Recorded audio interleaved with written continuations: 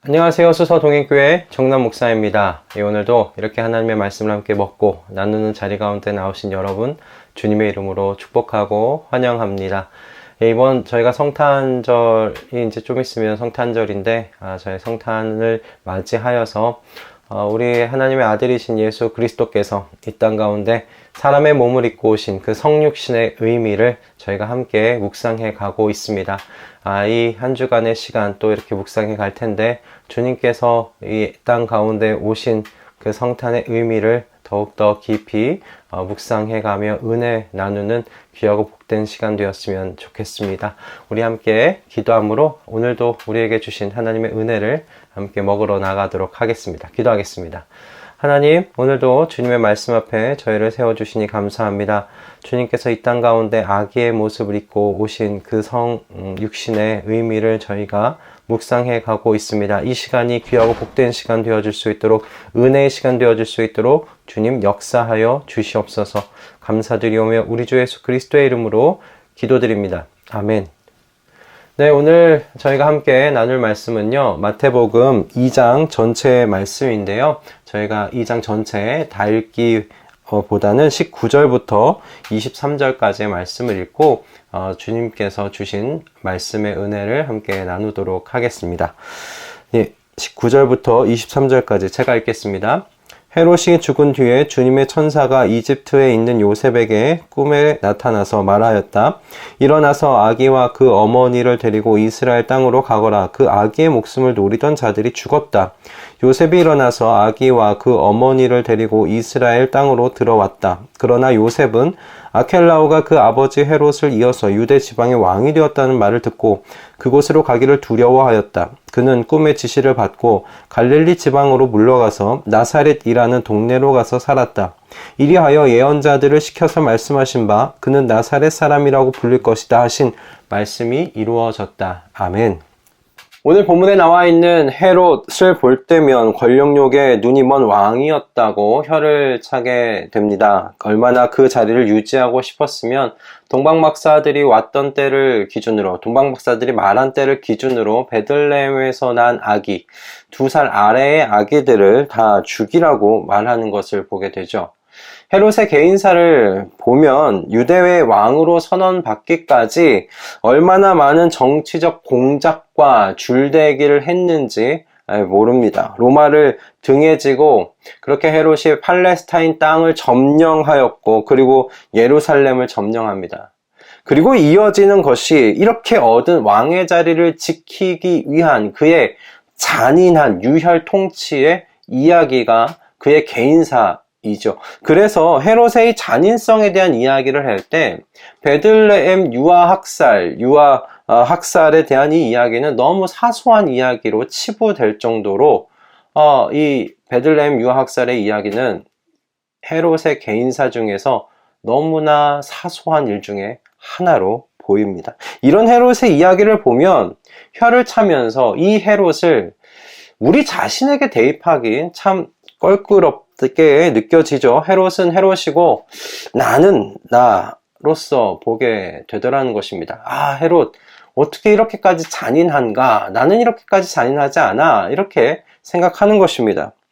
그저 예수님께서 헤롯 왕으로 인해서 위험한 상황을 맞이하셨고 하나님 아버지의 구원의 섭리 속에서 보호를 받으셨다는 것으로 저는 오늘 본문을 계속 읽어왔었습니다. 저를 헤롯에게 대입하기에는 헤롯이 너무 악해 보였어요. 그런데 팀켈러 목사님의 이 예수라는 책의 본문에 이 헤롯을 바로 나 자신에게 대입해 보라고 권합니다. 우리의 모두의 모습이라고 말합니다. 어떠세요? 여러분 동의가 되십니까? 나는 뭐 저 정도는 아니지 라고 여러분 그렇게 말씀하고 계십니까? 그렇게 생각하고 계십니까?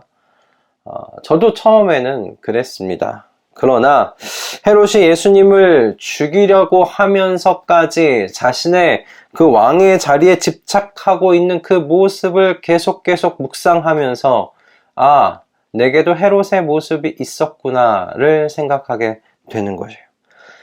내 안에 남아있는 흔적 속에 작은 헤롯이 아직 도사리고 있었구나. 그 작은 헤롯의 흔적을 제 안에서 발견하게 되더라는 것입니다. 여러분, 모든 사람은 헤롯과 같이 나 자신에 대한 주도권, 통치권을 어떻게든 놓고 싶어 하지 않습니다. 어떻게든 지키고 싶은 욕망을 가지고 있어요. 그것을 부인할 수 없습니다. 왜냐하면 성경은 이 세상에 존재하는 모든 악이요, 그 출처가 사람의 마음이라고 말하고 있기 때문에 그렇습니다. 모든 이 땅 가운데 있는 악의 뿌리는 왕의 자리를 절대로 내놓지 않으려고 했던 삐뚤어진 자기애로부터 시작된다. 그것을 말씀하고 있어요. 예수님께서 이 땅에 오신 것은 그래서 바로 이 악을 우리를 대신하여 십자가에서 해결하시기 위해 오셨다라는 것입니다. 그래서 당신께, 그렇게 십자가에 죽으신 우리 주님께 왕의 자리를 되돌려 드리려는 하나님 나라의 백성을 모으시기 위해 이 땅 가운데 오셨다는 것이에요. 성경은 분명히 예수님의 오심을 그가 내 백성 이스라엘을 다스릴 것이다 라는 이 미가서 5장 2절의 말씀의 성취로 말하고 있습니다. 즉, 예수님은 한없이 나약한 아기의 모습으로 오셨지만 동시에 만물의 왕의 모습으로서 이 땅 가운데 오셨다는 거예요. 그래서 예수님을 나의 주로 고백한다는 것은 예수님을 나의 왕으로 모신다라는 그런 의미와 똑같죠. 저에 대한 모든 통치권을 이양해 드립니다. 저는 이제 원래 제가 있었던 종의 자리로 돌아가겠습니다. 주님, 당신께서 원래 계셨던 왕의 자리에 앉으시옵소서. 이것이 주님을 믿는다라는 여러분 의미입니다. 예수님을 나의 주로 고백한다는 그런 의미입니다. 절대로 여러분, 한 마음에 두 왕이 존재할 수가 없어요. 이 팔레스타인 땅 가운데 헤롯, 그 헤롯이 나머지 또 한 왕을 인정할 수 없어 두 살 아래의 아기를 모두 죽이라고 한 것과 같이 우리의 마음에도 여러분 두 명의 왕이 있을 수 있는 자리는 없습니다. 오직 한 왕만이 존재해야 해요. 그것이 여러분 자신인가 아니면 예수 그리스도이신가? 그럼 이것이 우리의 안에 영적 세계 속에서 결정되어져야 할 중요한 부분이라는 것입니다. 사람들은 성경이 말하는 육신을 따라 사는 사람과 그래서 성령을 따라 사는 사람을 그 이분법적으로 나눕니다. 그런데 사람들은 이걸 달가워하지 않죠. 왜 회색 지대가 없냐라고 이야기합니다. 왜 그 중간 지대는 없냐? 어찌 이렇게 딱 둘로 나눌 수밖에 없느냐 이야기하는 것입니다. 그러나 하나님의 말씀은 이에 대해서 분명하게 이야기합니다. 로마서 8장 7절의 말씀이죠. 육신에 속한 생각은 하나님께 품은 적대감입니다. 여러분, 육신에 속한 모든 사람들의 생각은 하나님을 향한 적대감이라고 로마서 8장 7절의 말씀은 이야기합니다. 하나님께 적대감을 품지 않는 마음은 성령을 따라 사는 사람들의 마음밖에 없다. 성령에 속한 사람들의 마음밖에는 없다. 이야기를 하고 있어요. 성령께서 계시지 않는 모든 마음은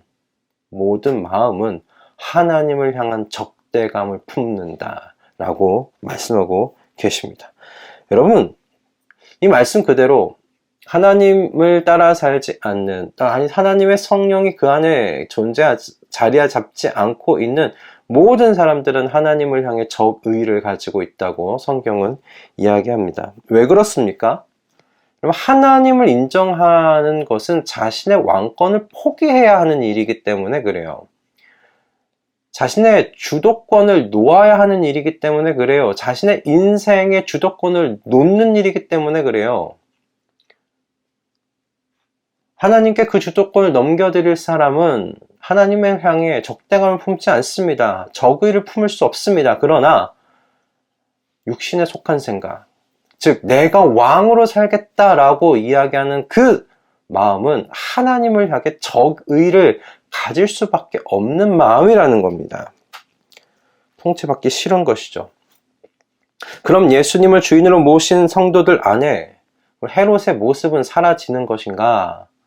바울이 말한 로마서 7장 15절의 말씀을 보면 그렇지 않아요. 나는 내가 하는 일을 도무지 알 수 없습니다. 내가 해야겠다고 생각하는 일은 하지 않고 도리어 해서는 안 된다고 생각하는 것을 내가 하는 것을 보게 됩니다. 이건 무슨 말입니까? 팀켈러 목사님의 표현을 빌려 이야기하자면 성도들 안에 아직 작은 헤롯이 남아있다는 겁니다.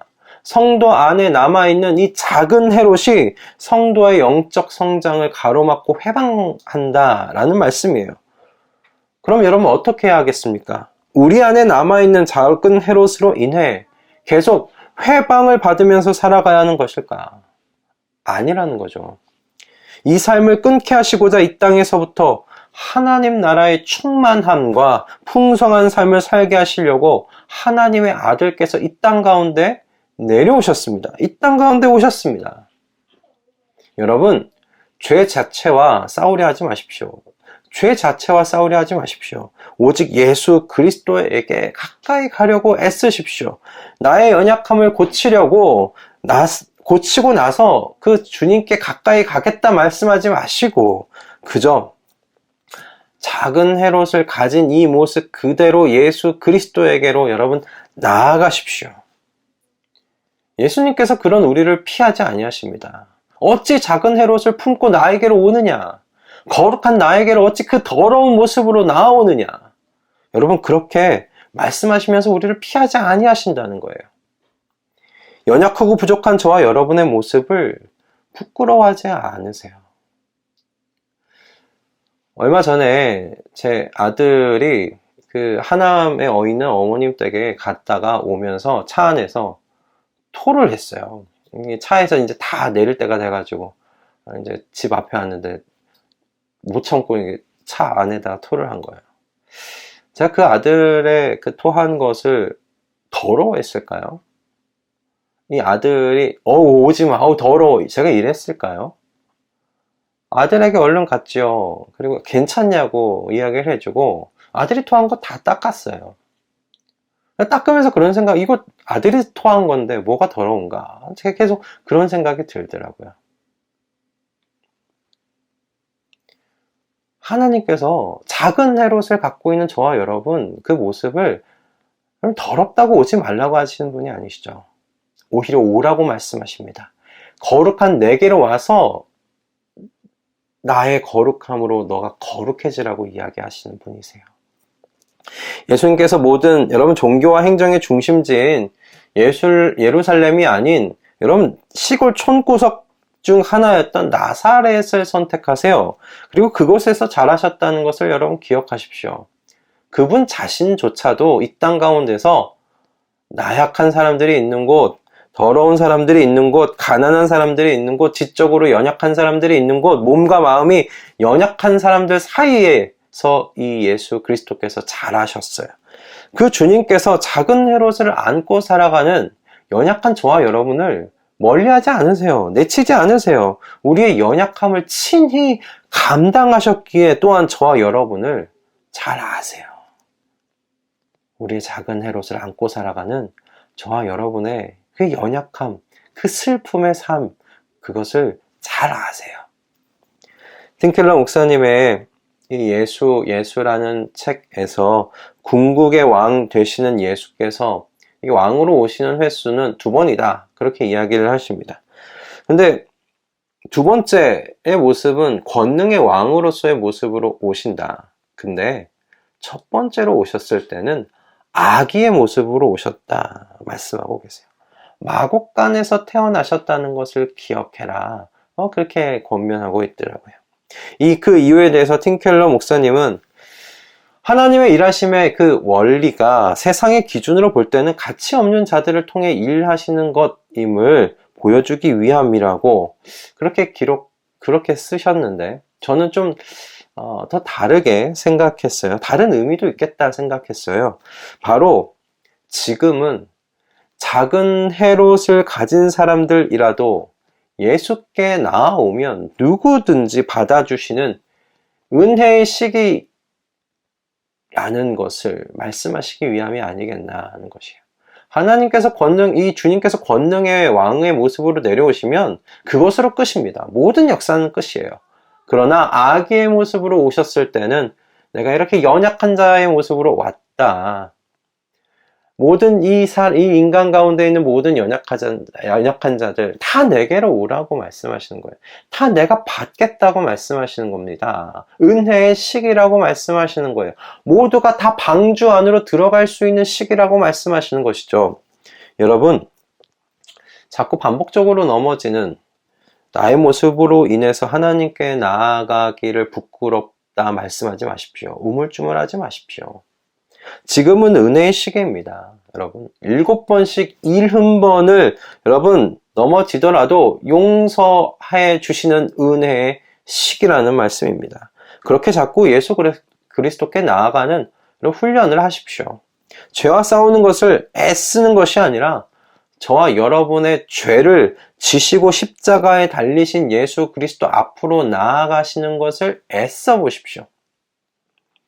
죄인 중에 괴수와 같은 여러분 나의 모습 때문에 죄송하여 자꾸 눈물이 나고 내 눈앞에 내 눈이 흐려지더라도 여러분 그 상태로 주님께 나아가십시오. 주님, 제가 죄송해서 죽겠습니다. 제가 너무 부끄럽습니다. 제가 정말 죄인 중에 괴수입니다. 그렇게 눈앞이 그렇게 고백할 때 우리의 눈앞이 뿌옇게 흐려지더라도 그 상태로 나아가시라는 말씀입니다. 그러면 예수 그리스도의 은혜가 우리 안에 있는 우리의 이 작은 헤롯을 결국에는 쓰러뜨리고 이기게 하시는 그 강함을 여러분 경험하게 되실 줄로 믿습니다. 성탄의 예수 메시아는 하나님의 성도들에게 바로 지금 여러분 여기서 이와 같은 하나님의 승리를 누리게 하시기 위해 오셨다라고 우리에게 말씀하고 계십니다. 할렐루야. 기도하겠습니다.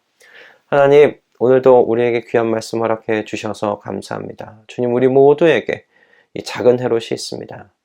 우리는 이 헤롯과 같이 잔인함이 없지, 그렇게 말할지 모르지만 이 헤롯과 똑같이 우리 안에 있는 이 왕의 자리, 이 주도권, 이것을 하나님께 다시 내어놓기 어려워하는 모습들 다 가지고 있습니다.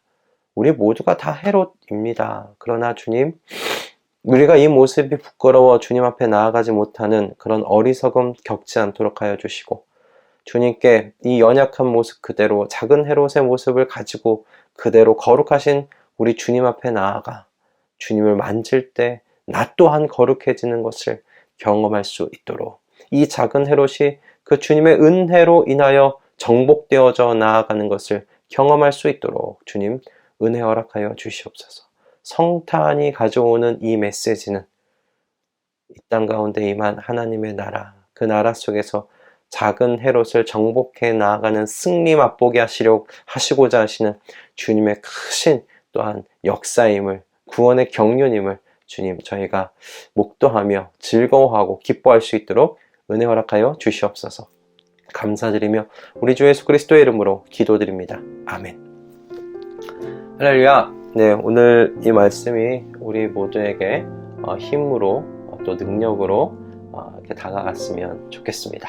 여러분, 오늘 하루도 주님과 함께 동행하시면서 부끄러워하지 마시고, 내 안에 원래 작은 헤롯이 있는 것이죠. 그리고 지금은 은혜의 시기고 70번씩 7번이라도 주님께 나아가면서 우리 안에 있는 작은 헤롯을 정복해 나아가는 저와 여러분 다 될 수 있기를 주님의 이름으로 축복합니다. 여러분, 우리는 내일 아침에 또 주님께서 우리에게 주신 말씀으로 이 자리 가운데서 만나도록 하겠습니다. 여러분, 내일 뵙겠습니다.